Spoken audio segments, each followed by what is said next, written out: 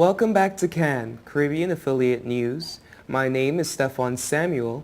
This segment is sponsored by Total Caribbean Network.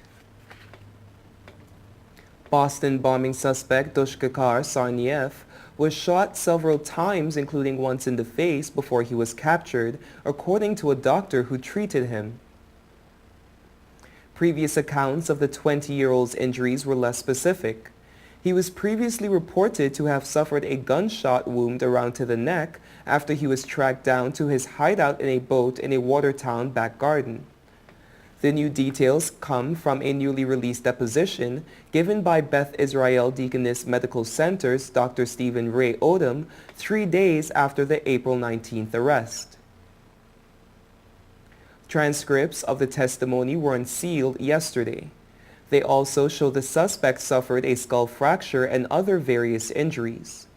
The Boston Globe reported that Dr. Odom described the most severe injury as a gunshot to the face that appears to have entered through the left side inside of his mouth and exited the left face, lower face.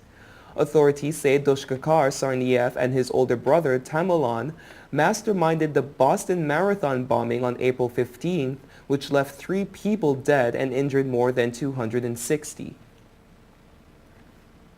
Doshkekar has pleaded not guilty to the charges including using a weapon of mass destruction to kill. Tamerlan died in the shootout with the police. Prisoners on hunger strike in California could be force-fed if they are in imminent danger of dying under a new federal court ruling. Corrections officials made the legal request, fearing for the welfare of nearly 70 inmates who have refused all meals since July 8th, the start of the mass protest against the state's solitary confinement policies for gang leaders and other violent inmates. Some 130 police in 6 prisons are still refusing meals. When the strike began, it included 30,000 of the over 1,000 inmates of California. Prison policy usually allows inmates to starve to death if they have signed a do not resuscitate request. But Monday's decision gives a blanket authority to feed inmates in failing health, including those who only recently signed the DNR request.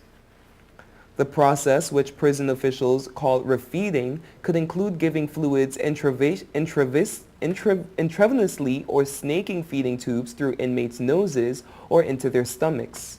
A lawyer for some of the hunger strikers said she was not aware of inmates being constrained. The hunger strike is the latest problem to plague California's prison system, which is currently operating under a federal court order to reduce crowding by the end of the year, possibly by releasing up to 10,000 inmates early. Security officials say an Egyptian journalist working for a state-run daily has been shot dead by soldiers at a military checkpoint. The officials reported the incident took place early today near Cairo. They say Tamer Abdel Raouf from Al Haram newspaper and a colleague were on the road after finishing a late-night interview with the recently appointed governor of Bihira province. They were stopped at a checkpoint and asked to show ID and press cards. After they complied, the soldiers told them they had broken a military-imposed nighttime curfew. The officials say Abdel Raouf and the other journalist then drove off without permission. A soldier from the checkpoint opened fire, killing Abdel Raouf. His colleague was injured when the car hit a tree. All officials spoke on condition of amity in line with regulation. You are watching Caribbean Affiliate News. Stay tuned.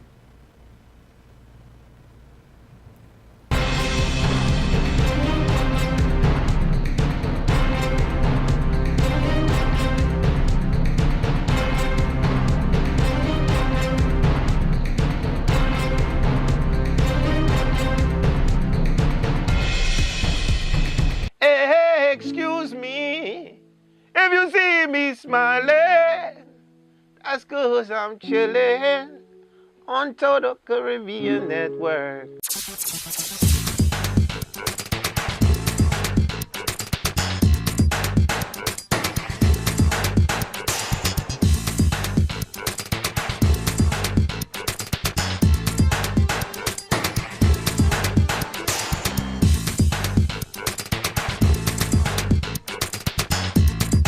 This your boy Wyclef Jean, man, and I'm chillin', man.